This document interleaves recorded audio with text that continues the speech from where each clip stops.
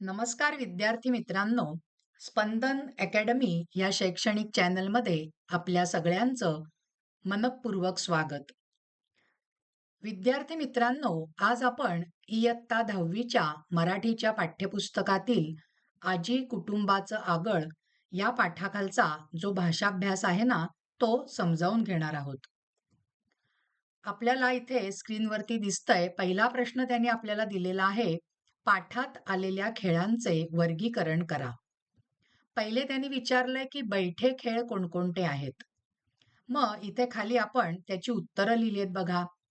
चिंचोके, गजगे, खापराच्या भिंगऱ्या, त्याच्यानंतर जिबल्या आणि मुंगळा, ही बैठे जे खेळ आहेत त्यांची नावं आहेत. आता मैदानी खेळ. मैदानी खेळाची कोणकोणती नावं आलेली आहेत बघा बरं या पाठामध्ये. विटीदांडू, भोवरे, कुरीचा डाव, गोट्या आणि सूरपारंब्या.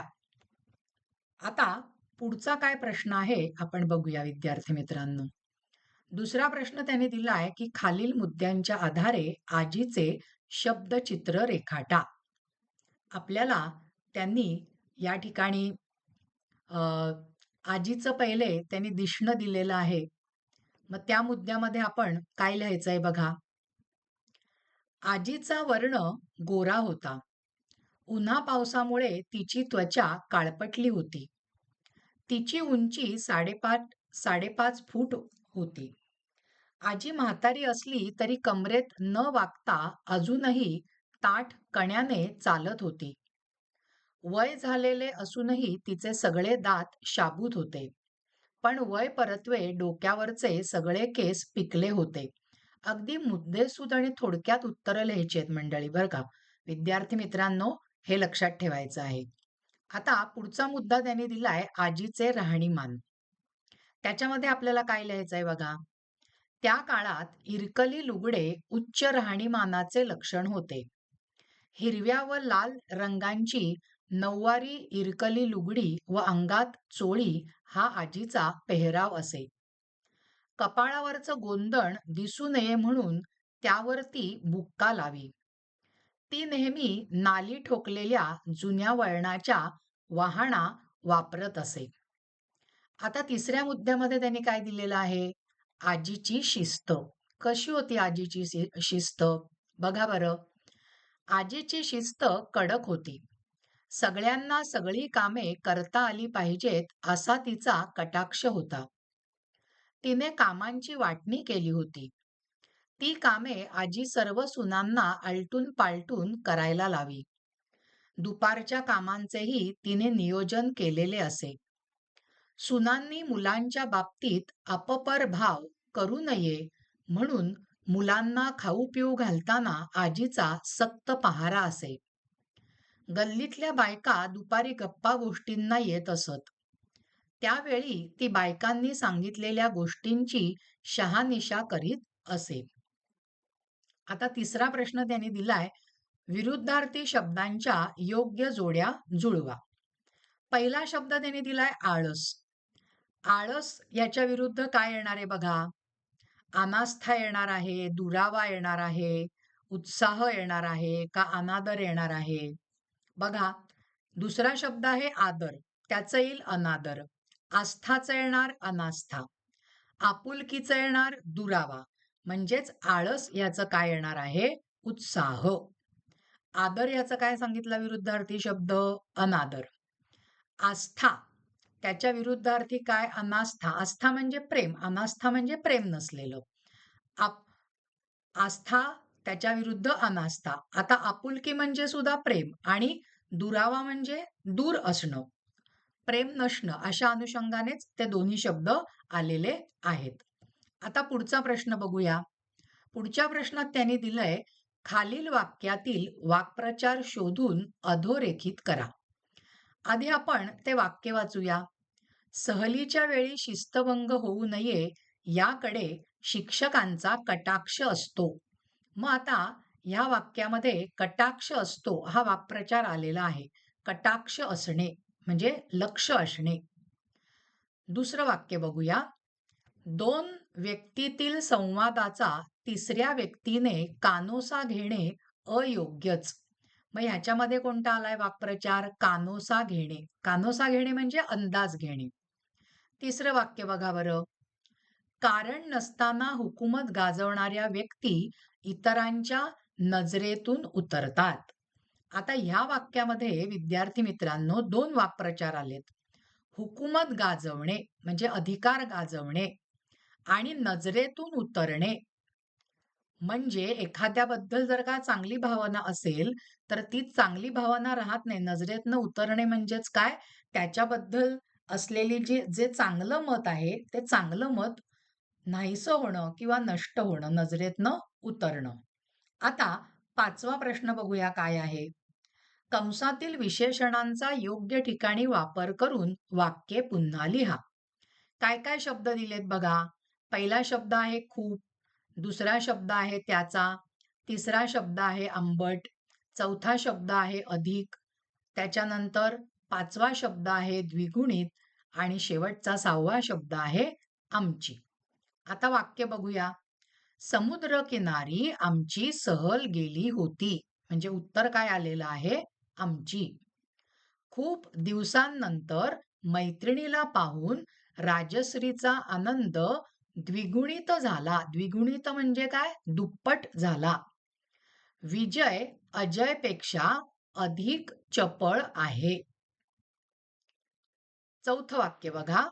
रवीला आंबट कैऱ्या खायला खूप आवडतात. म्हणजे इथे कैरीचं विशेषण आलेलं आहे आंबट. ती गाळलेली जागा आहे. पुढचं वाक्य. मला गाणी ऐकण्याची खूप आवड आहे. आणि शेवटचं वाक्य. राजू कबड्डी छान खेळत होता, परंतु त्याचा पाय अचानक मुरगळल्याने तो बाद झाला. इथे गाळलेला शब्द काय आलेला आहे? त्याचा. आता हे वस्तुनिष्ठ प्रश्न चाललेत बरं का. आता पुढचा प्रश्न काय आहे बघा. 6वा प्रश्न. खालील शब्दांचे 2 स्वतंत्र अर्थ लिहून चौकटी पूर्ण करा. पहिला शब्द त्यांनी दिलाय वर. बरोबर आहे? मग त्याचा पहिला अर्थ आपण काय लिहिलाय बघा. वर म्हणजे वरची बाजू आणि वर या शब्दाचा दुसरा अर्थ आहे नवरा. दुसरा शब्द त्याने दिलेला आहे ग्रह. त्याचा पहिला अर्थ काय होतो? खगोलीय पिंड. म्हणजे आपण वेगवेगळे ग्रह म्हणतो ना, बुध, शुक्र, शनी. हं, तर त्याला पारिभाषिक शब्दामध्ये सांगायचं, समानार्थी शब्दामध्ये दुसरं, तर खगोलीय पिंड असा त्याचा अर्थ आहे.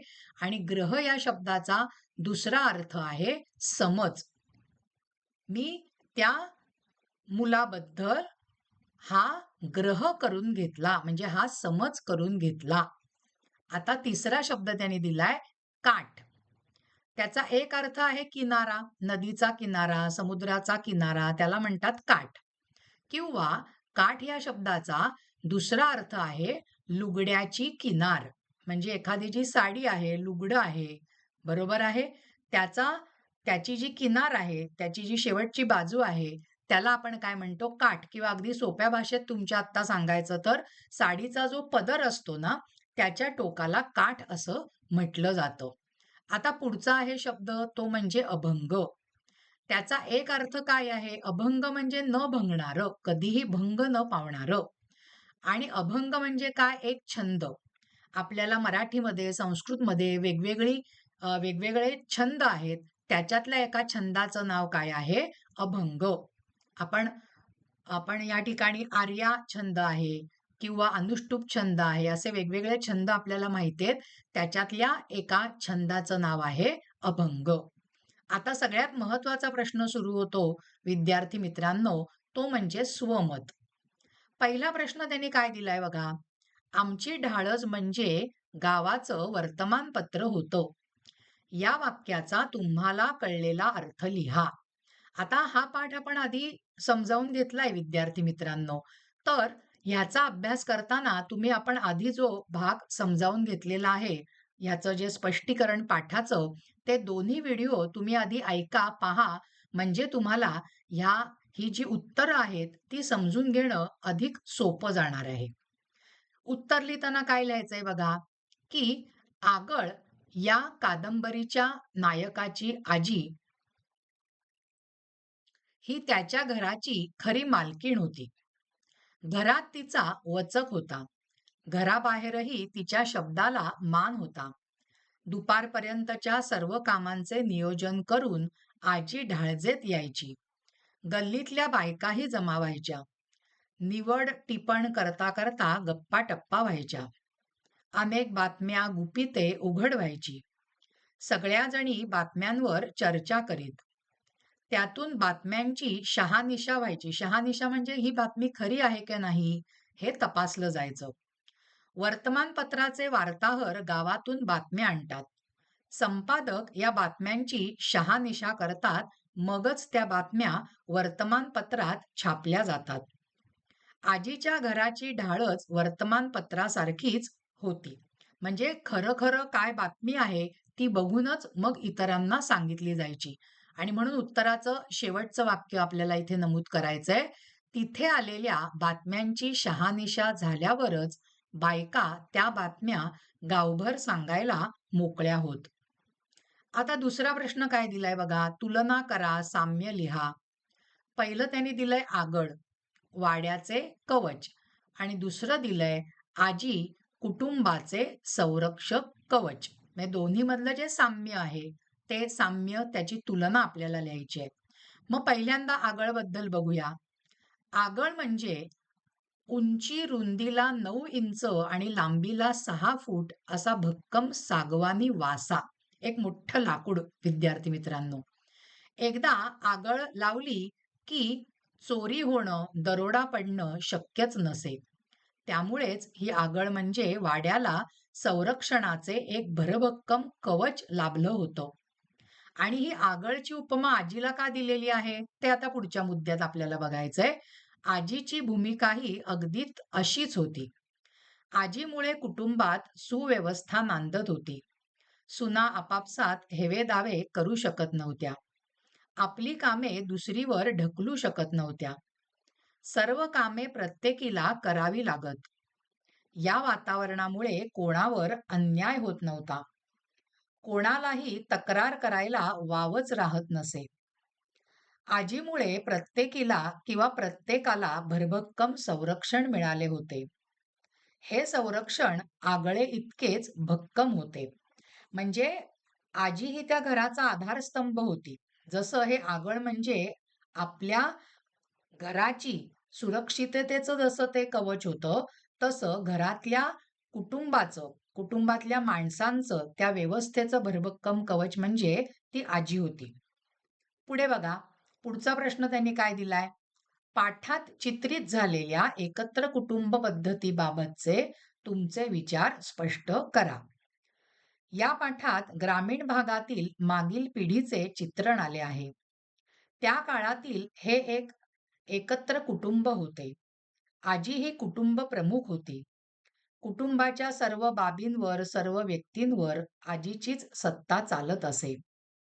कोणी कोणकोणती कामे कधी व कशी करावीत हे आजी ठरवत असे. या पद्धतीमुळे कुटुंबातील सर्व व्यवहारांना एकसूत्रीपणा येतो आणि कामे सुरळीतपणे पार पडतात. याचा कुटुंबालाच फायदा होत होता.